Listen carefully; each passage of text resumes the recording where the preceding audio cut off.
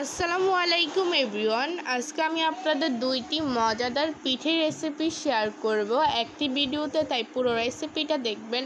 একটি পিঠা আমি আজকে সাগু দিয়ে দুধ পুলি পিঠা বানাবো, আর একটি সুজি দিয়ে মজাদার পিঠে বানাবো। তাহলে পুরো রেসিপিটা দেখবেন। তাহলে শুরু করি। আমি এখানে মেন উপকরণটা নিয়ে নিব সাগু। এখানে আমি মেজারমেন্ট কাপে 1 কাপের মতো সাগু নিয়েছি। এর মিশ্রণটা আগে তৈরি করে নিতে হবে। আর একটি চালনির মধ্যে আমি নিয়েছি। আর এখানে আমি একটি বলের মধ্যে প্রায় অনেকটা পরিমাণ পানি দিয়ে ভিজিয়ে রেখে দিব। তার আগে এটাকে ভালোভাবে একটু ধুয়ে নিতে হবে। দেখতে পাচ্ছেন, আপনাদের আমি প্রসেসটা দেখিয়ে দিচ্ছি কিভাবে আমি এটাকে ধুয়ে নিচ্ছি। আর আপনারা এখানে পরিমাণ মতো সাগুদানাটা নিয়ে নেবেন। দেখুন, কিছুটা সুন্দরভাবে ভিজিয়ে নেওয়ার পর প্রায় 1 ঘন্টার মতো আমি এটাকে এরকম ভিজিয়ে রেখে দিব। প্রায় 1 ঘন্টা পর আমি চলে এসেছি। আর অবশ্যই আপনারা 1 ঘন্টাই রাখবেন, তা না হলে এটা নরম হবে না, সুন্দরভাবে ঢোটা হবে না। দেখতেই পাচ্ছেন, এখন আমি এটাকে 1 ঘন্টা পুরোপুরি সুন্দরভাবে রেস্টে ভিজিয়ে রেখে দেওয়ার পর একটি পাশে এখন আমি এটাকে রেখে দিব। আর এটাকে আমি এখন একটি পাশে রেখে দেওয়ার পর এখন আমি পুরটা তৈরি করে নিব। তাই এখানে অনেকটা পরিমাণ খেজুরের গুড় দিয়ে দিয়েছি। আপনাদের খেজুরের গুড়ের বদল আপনারা এখানে চিনি ইউজ করতে পারেন, কোনো রকম সমস্যা নেই। এখানে আমি অনেকটা পরিমাণ গুড় দিয়ে ভালোভাবে এটাকে একদম গলে যাওয়া পর্যন্ত অপেক্ষা করতে হবে। তারপর এখানে আমি অনেকটা পরিমাণ নারকেল দিয়ে দিয়েছি। এখানে আমি 1 বাটির মতো নারকেল দিয়ে দিলাম। আপনারা এখানে যে পরিমাণ বানাবেন ওই পরিমাণ অনুযায়ী পুরটা তৈরি করে নেবেন, কম বেশি। দেখুন, কিছুক্ষণ ধরে এভাবে আমি নেড়ে চেড়ে কালার করে তুলে নিলাম। সুন্দরভাবে পুরটা তৈরি হয়ে গিয়েছে। আর এটাকে আমি 1 ঘন্টার জন্য সুন্দরভাবে রেখে দেওয়ার পর দেখতেই পাচ্ছেন এটা কতটা একদম নরম হয়ে গিয়েছে। এখন উপর দিয়ে দিলাম স্বাদ মতো লবণ। তারপর এখন আমি হাত দিয়ে সুন্দরভাবে এটাকে চটকে নিব যাতে সুন্দরভাবে মিশে যায়। আর এইভাবে হাত দিয়ে ভালোভাবে মতে এটাকে পুরো ভেঙে নিতে হবে। দেখুন, সুন্দরভাবে ভেঙে নেওয়ার পর এটা কালারটা দেখুন পুরোপুরি চেঞ্জ হয়ে গিয়েছে এবং পুরোপুরি ভেঙে যাওয়ার পর দেখুন আপনাদের দেখিয়ে দিলাম এরকম আঠালো হয়ে গিয়েছে। আর আপনাদের অবশ্যই বলে রাখছি, 1 ঘন্টা ভিজিয়ে না রাখলে এটা একদমই গলে যাবে না, তা না হলে এটা সুন্দর একটা মিশ্রণ হবে না। দেখুন, এরকম আঠালো করে নিয়েছি। কিছুক্ষণ ধরে এভাবে হাত দিয়ে মতে নেওয়ার পর এরকম সফট একটা ডো তৈরি করে নেওয়ার পর আবারও উপর দিয়ে রান্নার সাদা তেলটা ইউজ করে নিলাম। এখন আমি হাত দিয়ে আবারও সুন্দরভাবে মিশিয়ে নিচ্ছি। সুন্দরভাবে মিশিয়ে নিতে হবে। দেখুন, কিছুক্ষণ ধরে এভাবে মিশিয়ে নেওয়ার পর অনেকটা সফট করে আমি ডোটা তৈরি করে নিচ্ছি। আপনাদের আমি অবশ্যই বলে রাখছি, ডোটা যতটা সুন্দর হবে পিঠাটা তৈরি করতে ততটাই ভালো হবে, কোনো রকম ঝামেলা হবে না। দেখুন, এরকম কয়েকটা মুঠো করে আমি এখানে ডো করে কেটে নিচ্ছি। আর এটাকে আমি একদম চ্যাপ্টে করে গোল করে এখন আমি এগুলো পিঠাগুলো তৈরি করে নিব। দেখতেই পাচ্ছেন, আপনারা পুলি পিঠার মতো এটা তৈরি করে নেবেন। দেখুন, আমি এটা হাতের সাহায্যে সুন্দরভাবে একটু বড় করে নিচ্ছি রুটির মতো। এইভাবে আমি সুন্দরভাবে করে নিচ্ছি। আর অবশ্যই মনে রাখবেন, বেশি পাতলা করা যাবে না, তা না হলে এটা ছিঁড়ে যাবে। আর এখানে আমি পরিমাণ মতো এটা সাইজ অনুযায়ী আমি এখানে পুর দিয়ে দিলাম। পুরটা দিয়ে উপর দিয়ে এখন আমি আবারও ঢোটা দিয়ে উপর দিয়ে এখন আমি মসৃণ করে এটাকে হাত দিয়ে চেপে চেপে এটাকে পিঠাগুলোকে তৈরি করে নিব। আর সাবধানে এটা করে নিতে হবে। দেখুন, আপনাদের কতটা সহজভাবে আমি তৈরি করে দেখাচ্ছি। এটা খুবই সহজ বানানো, ওরকম কিছুই কঠিন না। দেখুন, পুরো সুন্দরভাবে তৈরি হয়ে গিয়েছে। এভাবে আমি সবগুলো তৈরি করে নিয়েছি। এখন আমি চুলায় প্যান বসিয়ে তাতে দিয়ে দিলাম এখানে প্রায় আধা কেজির মতো দুধ। আর সেখানে দিয়ে দিচ্ছি আমি গুঁড়ো দুধ প্রায় 2-3 টেবিল চামচের মতো।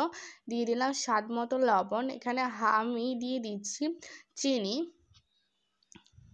দেখুন, এগুলো দেওয়ার পর এখন আমি নেড়ে চেড়ে দিচ্ছি। আর এখানে অবশ্যই ভালোভাবে জাল করে দুধটাকে কমিয়ে নিতে হবে। আর আমি এখানে হাফ লিটারের মতো দুধ ইউজ করেছি। আপনারা এখানে পরিমাণ মতো করে নেবেন। এটা রসালো, খেতেই মজা। তাই আমি অনেকটা জাল করে নেওয়ার পর দুধটা একটু কমে যাওয়ার পর এখন আমি দিয়ে দিব পিঠেগুলো। দেখতেই পাচ্ছেন, আপনাদের বলক দেখিয়ে দিলাম কতটা সুন্দরভাবে আমি এটাকে করে নিয়েছি। এখন আমি এই পিঠেগুলো দিয়ে দিচ্ছি। দেখুন পিঠাগুলো সবগুলো দিয়ে দেওয়ার পর এখন আমি নেড়ে ছেড়ে দিচ্ছি। আর অবশ্যই আপনারা পিঠাগুলো কিভাবে বুঝবেন হয়ে গিয়েছে, পিঠাগুলো ভালোভাবে সিদ্ধ হয়ে একদম নরম তুলতুলে হয়ে যাবে, তখনই বুঝতে পারবেন পিঠাগুলো সুন্দরভাবে হয়ে গিয়েছে। আর সাগুর একটি কালার রয়েছে, একদম সফট হয়ে যাবে, তখনই বুঝতে পারবেন এই পুরো পিঠাটা সুন্দরভাবে তৈরি হচ্ছে। আর চুলার আঁচটা মিডিয়াম রেখেও উল্টে পাল্টে এটাকে তৈরি করে নিতে হবে। দেখুন আর অবশ্যই আমার চ্যানেলে নতুন হলে অবশ্যই চ্যানেলটা সাবস্ক্রাইব করবেন, কমেন্ট বক্সে জানাবেন কেমন লেগেছে।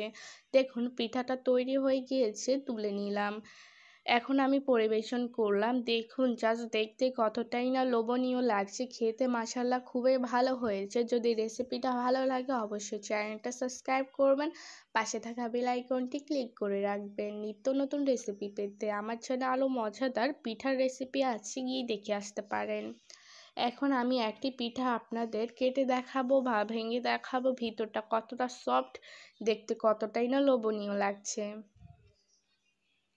দেখুন এটা কতটা সফট, দেখতেই বুঝতেই পারছেন। আর এটার ভিতরটা কতটাই না সুন্দরভাবে হয়ে গিয়েছে, আপনাদের দেখিয়ে দিলাম। ভালো থাকবেন, সুস্থ থাকবেন, আর অবশ্যই আমার চ্যানেলটা সাবস্ক্রাইব করবেন। আল্লাহ হাফেজ। এখন আমি এই মজাদার সুজি পিঠাটা বানাবো, তাহলে শুরু করি। প্রথমেই মিশ্রণটা তৈরি করে নিব, তাই এখানে একটি ডিম দিয়ে দিয়েছি। আপনারা এখানে পরিমাণ মতো ডিম নিয়ে নেবেন। এখানে আমি ডিমটা দিয়ে দিলাম মেজারমেন্ট কাপে প্রায় 1 কাপের মতো সুজি। আপনারা সুজির পরিমাণ মতো দিয়ে দিবেন। দিয়ে দিলাম পরিমাণ মতো চিনি।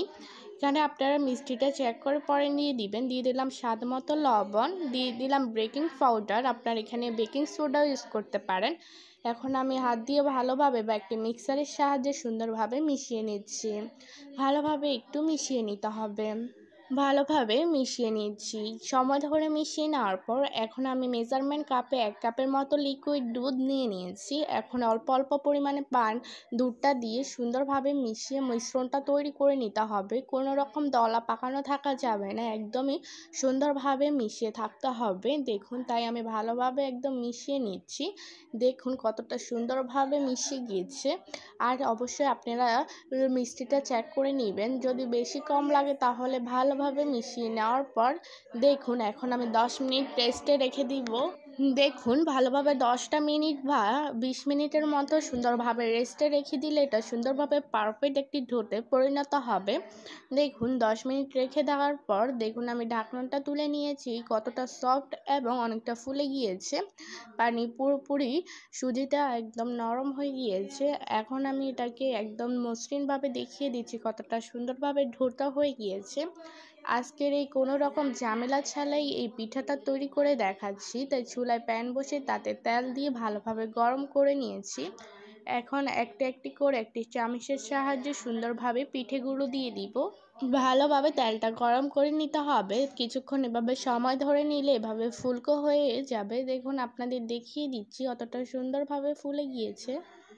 ভালোভাবে একদম উপর নিচ করে আমি সুন্দরভাবে এটাকে উল্টে পাল্টে দিচ্ছি। আর একটু লালচে কালার করে সুন্দরভাবে ভেজে নিতে হবে। দেখুন কিছুক্ষণ সময় ধরে ভেজে নেওয়ার পর এরকম একটি কালার চলে এসেছে। এখন আমি এগুলোকে তুলে নিব। এভাবে আমি সবগুলো পিঠে ভেজে নিয়েছি। দেখুন জাস্ট দেখতে কতটাই না লোভনীয় লাগছে, দেখতে যতটা লোভনীয় খেতে মাশাআল্লাহ খুবই মজার। কোনো রকম বেলার ঝামেলা ছাড়াই 2 মিনিটেই এই মজাদার সুজি পিঠাটা বাসায় বানিয়ে নিতে পারবেন। তাই আপনাদের পুরো রেসিপিটা দেখার জন্য অসংখ্য ধন্যবাদ। আর অবশ্যই ভালো থাকবেন, সুস্থ থাকবেন। আর একটি পিঠা আপনাদের ভেঙে দেখাচ্ছি, ভিতরটা কতটা মসৃণ এবং নরম তুলতুলে হয়েছে। ভালো থাকবেন, সুস্থ থাকবেন। আল্লাহ হাফেজ।